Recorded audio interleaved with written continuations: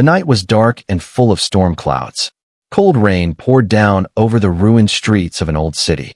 Buildings were half broken, lights flickered weakly, and the wind carried the smell of smoke and metal. Captain Elias Ward, a human soldier, walked alone under the heavy rain. His armor was scratched, his helmet cracked, but he kept moving. The war between humans and aliens had ended, but the world still looked dead. Elias was tired, both in body and soul. He had seen too much pain, too much loss. Now, he was just a man walking through silence, searching for survivors. His boots splashed through puddles as thunder rolled across the sky. Every sound echoed like a memory he could not forget. Then, from somewhere in the distance, he heard something strange. A soft sound, a small sob, almost lost in the noise of the rain. He stopped and listened carefully. There it was again, a child's cry, weak and frightened. Elias followed the sound, turning through the wreckage and broken walls. His flashlight cut through the fog, and that's when he saw her. A small figure crouched near a fallen drone. She was shaking from the cold, rain dripping down her face. Her skin was pale blue and faintly glowing, her hair white like snow. She looked so delicate, almost unreal. An alien child, alone and crying in the middle of a destroyed city. Elias froze. His soldier's instinct told him to stay away. Aliens had been enemies, dangerous, unpredictable. But when he looked at her again, he didn't see an enemy.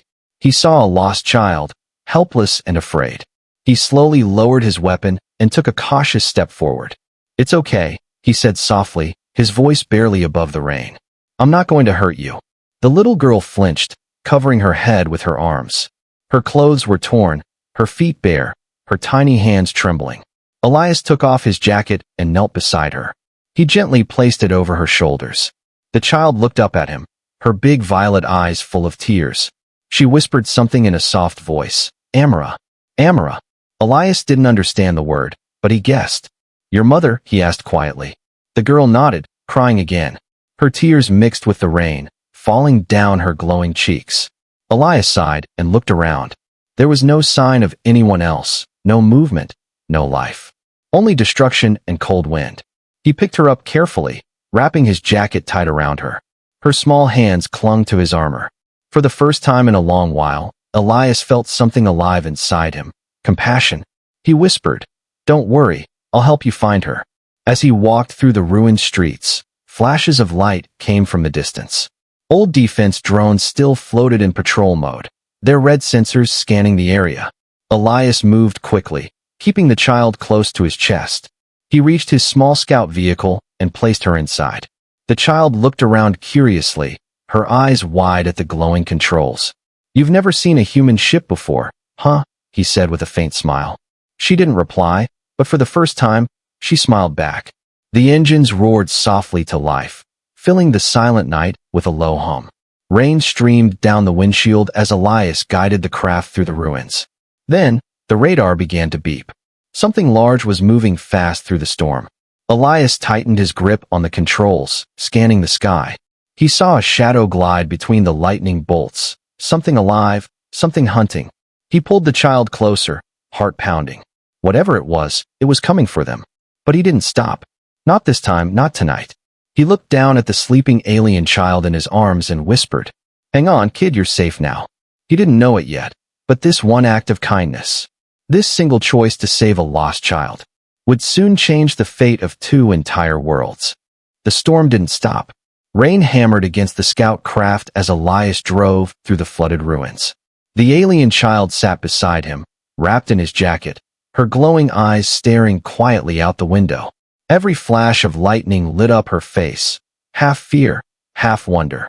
Elias couldn't help but glance at her again and again, trying to understand how someone so small had survived this war. He turned on the ship's scanner, hoping to detect signs of life.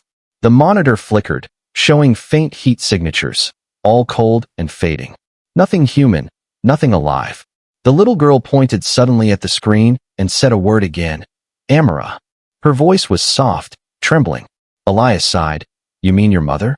She nodded quickly. Her small hand touched the map as if she could feel where her mother was. Elias followed her direction, setting the course toward the northern ruins. Outside, the storm thickened, Lightning cracked the sky open. He kept his eyes forward, one hand steady on the controls. He didn't know where this path would lead, but something in her eyes made him believe. After an hour of travel, the radar beeped again. A pulse, rhythmic, mechanical. It wasn't natural. Elias zoomed in, and his eyes widened. It was a beacon, an emergency signal still transmitting from an old alien shelter. He muttered under his breath, "That must be it." The girl tilted her head, sensing his tone. She smiled faintly, whispering the same name again, her voice full of hope. He slowed the craft and landed near the coordinates. The place was surrounded by fallen towers and thick mist. He stepped out first, holding his blaster close, scanning the shadows.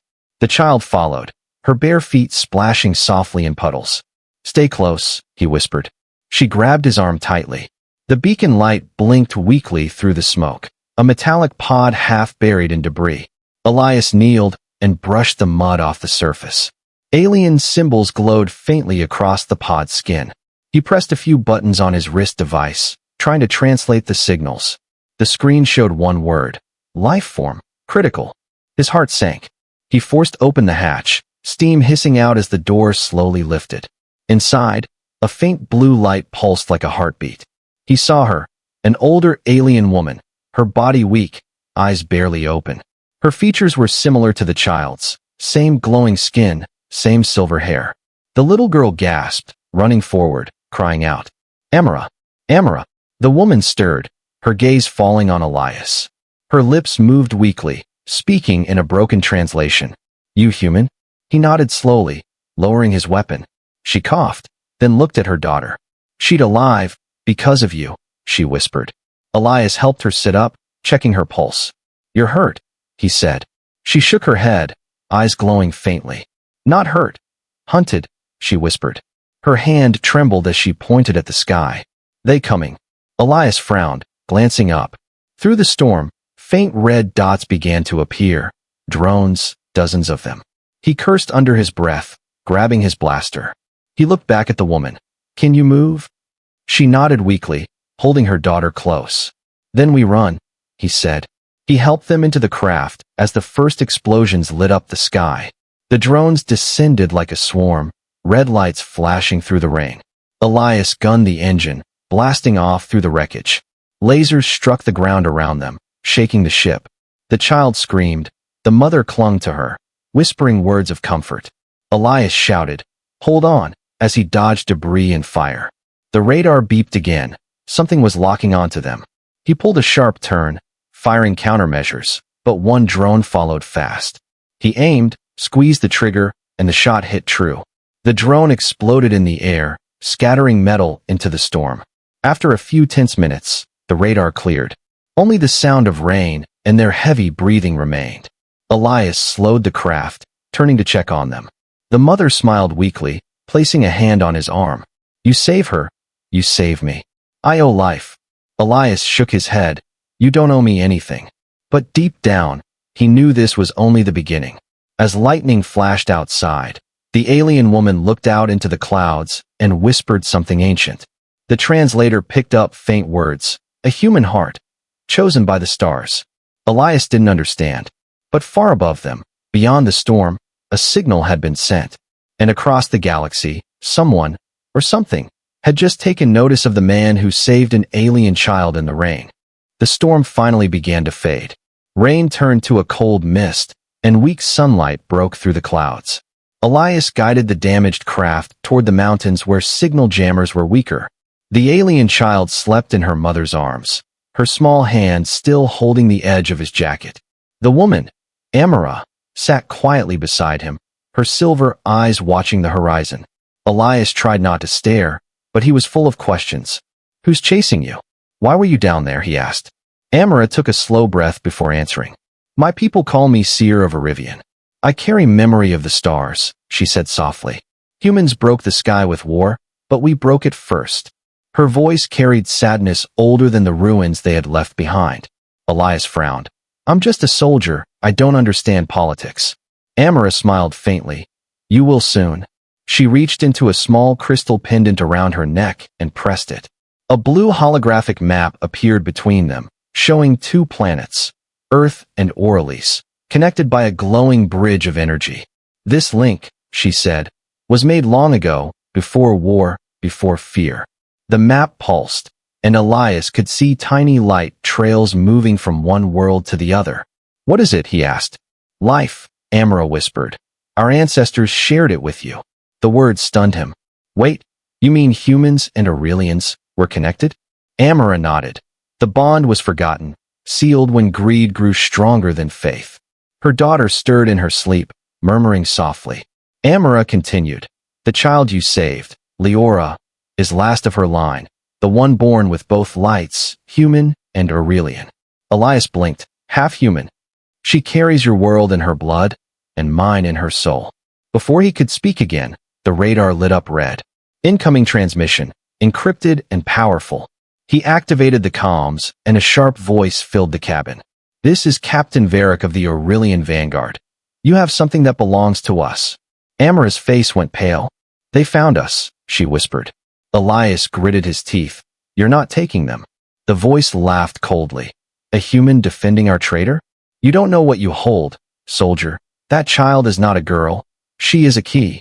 The signal cut off, replaced by the steady tone of tracking beacons. Elias slammed the thrusters, climbing higher into the clouds. Bolts of plasma streaked past the windshield, shaking the ship. He shouted over the noise. Hang on. The craft dodged between cliffs as explosions lit the sky behind them. Amara held her daughter tight, whispering ancient words under her breath. The pendant on her neck glowed brighter, pulsing with strange energy. Elias felt static in the air, his instruments flickering. Suddenly, the entire ship was surrounded by a sphere of light. Everything went silent. No sound, no motion, just endless white. Then the light faded. They were no longer above the planet. Through the window stretched stars, hundreds of them. Elias stared in disbelief. What? Where are we? Amara smiled weakly. Between worlds, her power did this. He turned toward the little girl. Leora's eyes were open, glowing like two suns. The air around her shimmered, bending light itself. Amara whispered. She awakened. Before Elias could react, new holograms appeared around them. Figures made of light, tall and graceful, neither human nor alien. Their voices spoke in harmony. Two hearts have joined under the storm. The balance may return. Elias froze, feeling a strange warmth spread through his chest. Amara bowed her head, whispering, The Council of Origins, they live. The voices continued. The human's compassion has rekindled the bridge long forgotten. The child must be protected. Then, just as suddenly, the light vanished. They were back inside the atmosphere, the ship gliding smoothly through the clearing sky. Elias sat in stunned silence. He didn't understand what had just happened, but he knew one thing for sure. Whatever that girl was, she was more than a lost child. Amara turned to him, her expression calm but firm. You were chosen, Elias Ward, by fate, by heart, or by the stars. I cannot tell. He laughed weakly. Chosen? I'm just a soldier. She smiled. And yet, you're the first human to save one of us without asking for anything in return. Leora reached out, touching his hand, her tiny voice whispering, Eli, friend. Something in him melted. He realized this wasn't just about saving them. It was about saving what made him human. Far above, in the silence of space, the Council's last message echoed through unseen frequencies. The storm of two worlds has begun, and only unity will decide who survives. The ship cut through the clouds like a wounded bird. Warning lights blinked across the dashboard, smoke curling from the rear engines.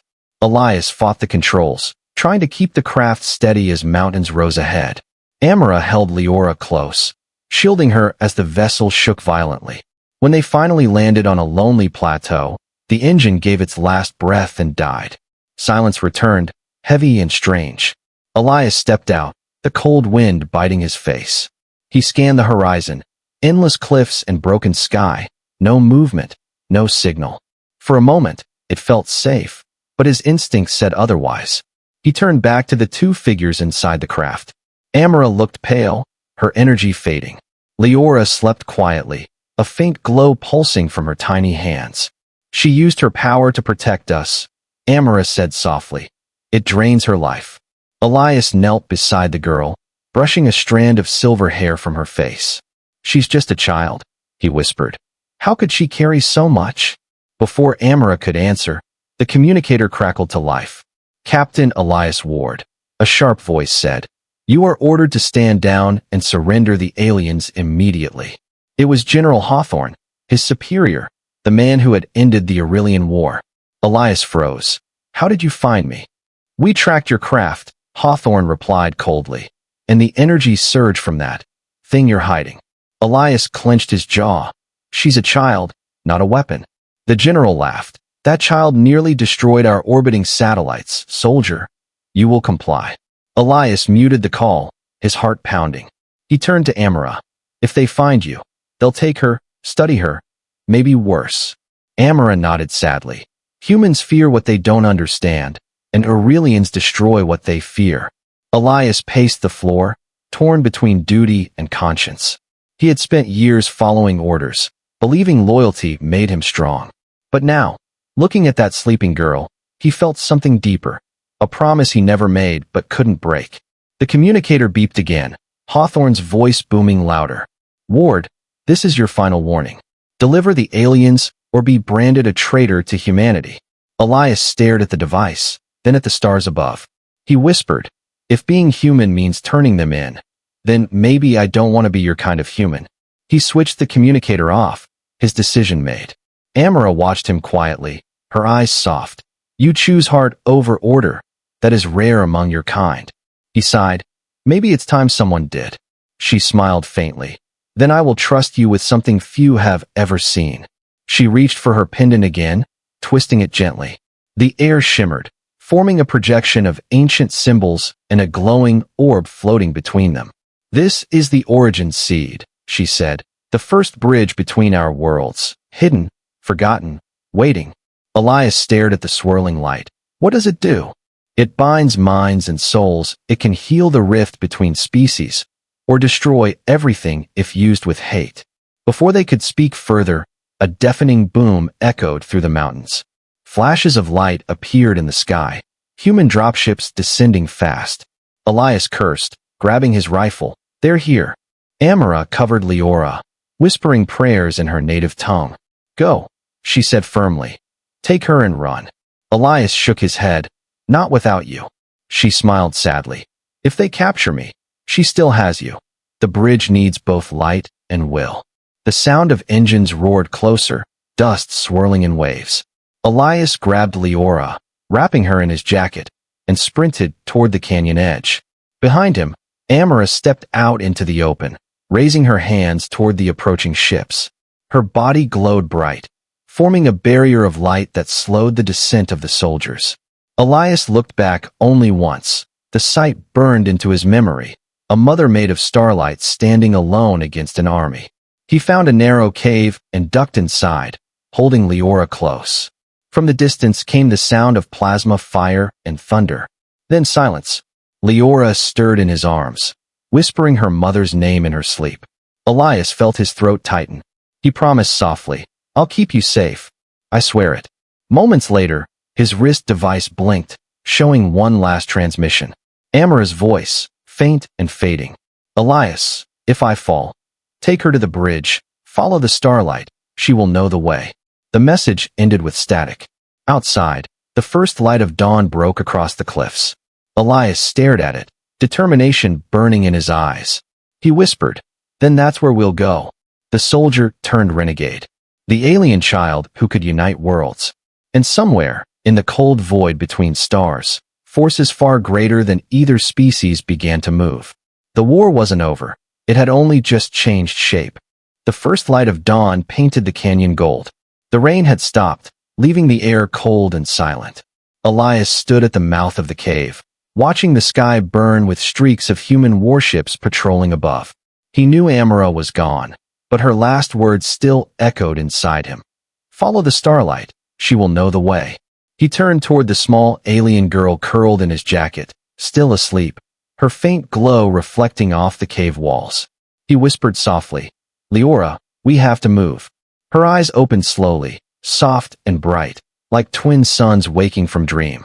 When she looked at him, she didn't seem afraid, just sad. "Mother," she murmured. Elias's heart sank. She's not here, kid, he said quietly. But we're going to find what she wanted us to find.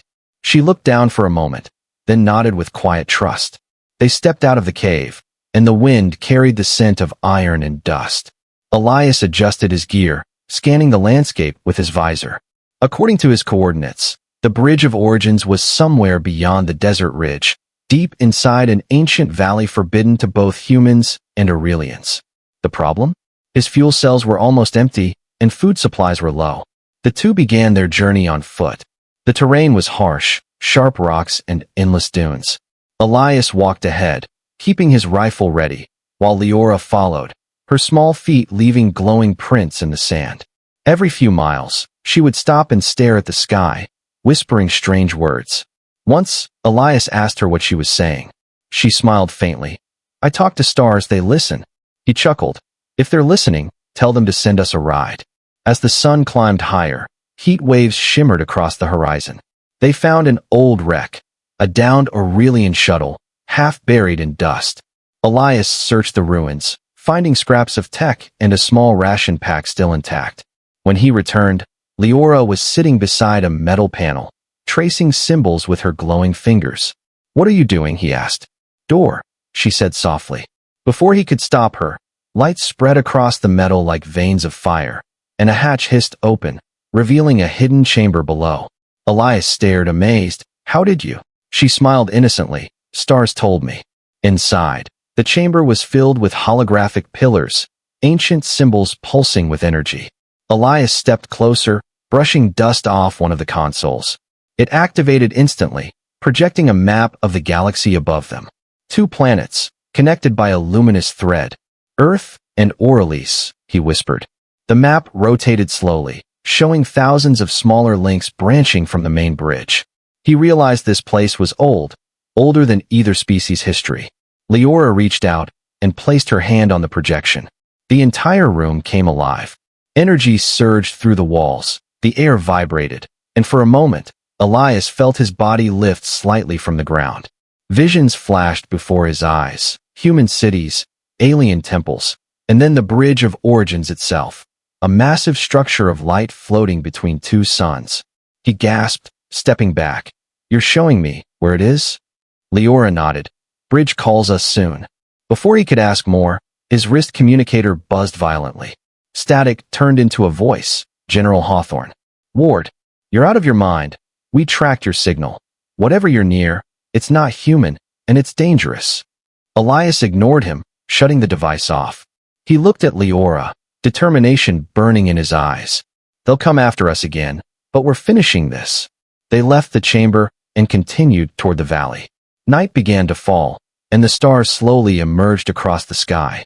Leora walked silently beside him, her tiny hand holding his fingers tightly. At one point, she stopped and pointed upward. There, she whispered. Elias followed her gaze. Among the stars, one was brighter than the rest, glowing gold. That's the bridge. She nodded. Mother said, it opens when hearts agree.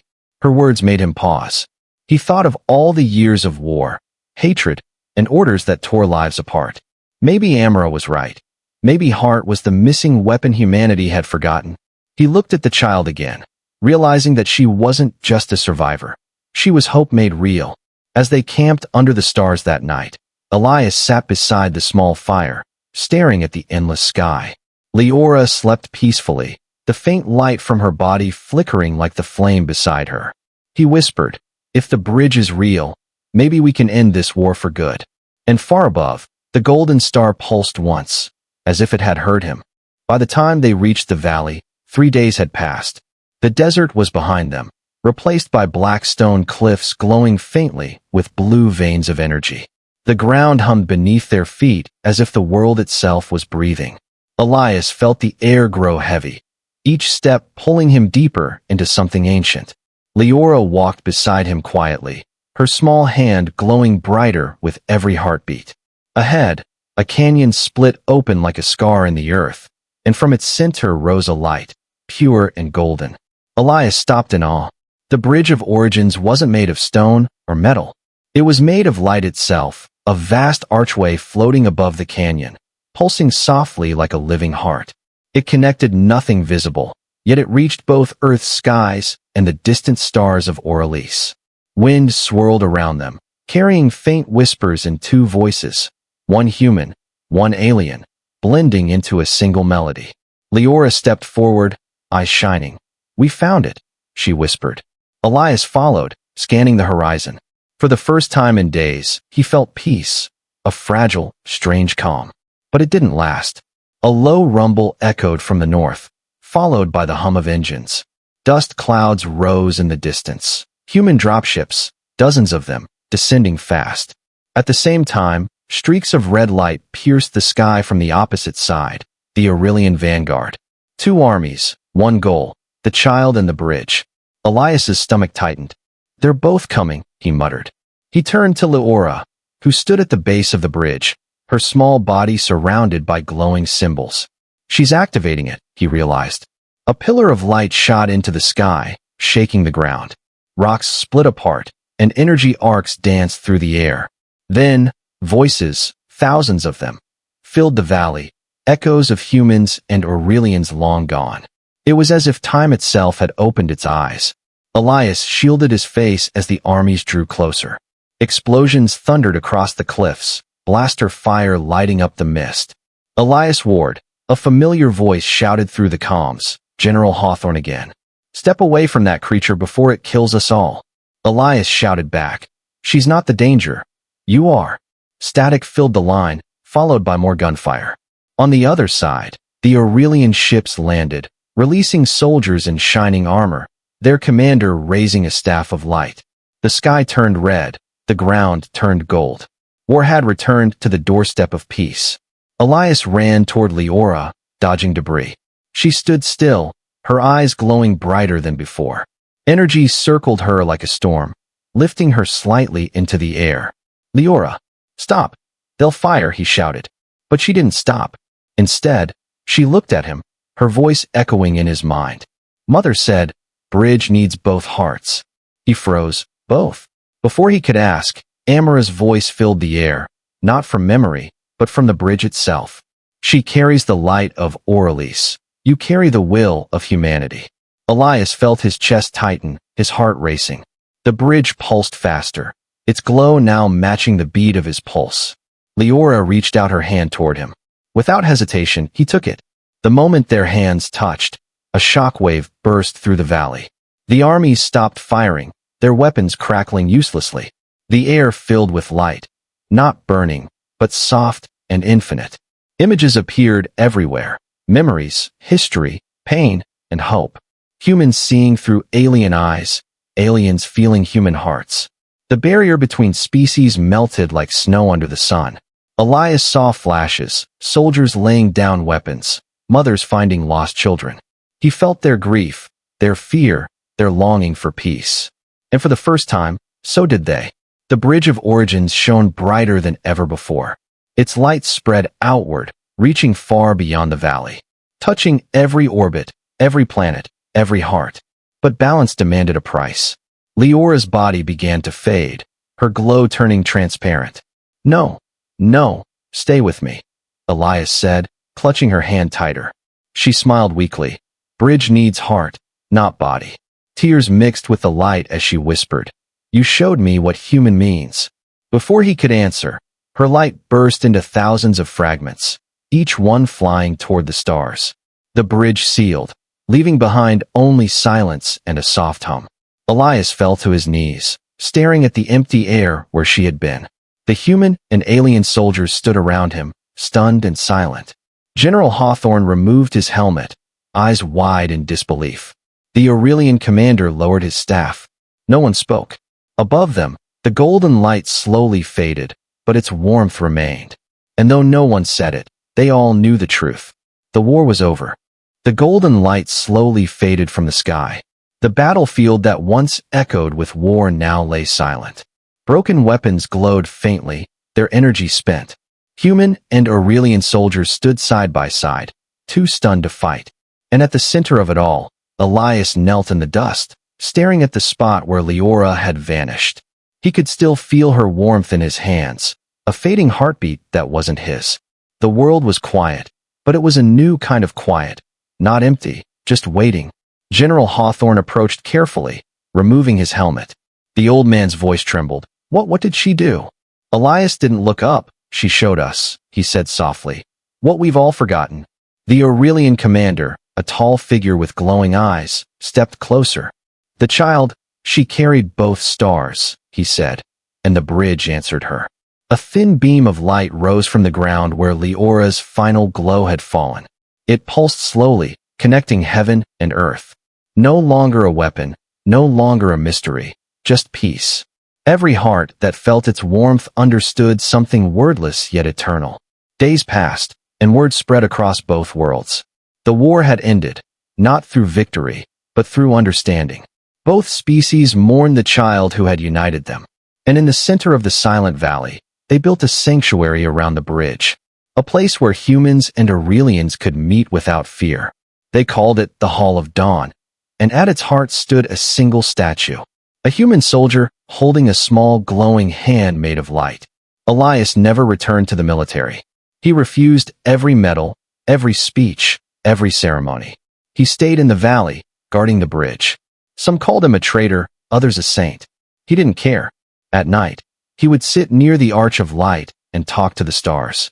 Sometimes, when the wind was quiet, he heard a small voice whisper his name, Eli, and the bridge shimmered, as if smiling back. Years later, both worlds changed. Cities rebuilt, cultures blended. Children with blue-tinted skin and human eyes filled the new schools of peace. They grew up hearing stories about the soldier and the little alien girl. The legend said that when the skies grew dark again, the bridge would awaken, and the one who carried both hearts would return. Elias grew older, his hair turning silver like Amara's once was. But his spirit stayed strong. He taught the young ones what Leora had taught him: kindness, courage, and listening to the stars. He often said, humanity's power was never in guns or ships. It was in empathy, the bridge between souls. Those words became the creed of a new generation.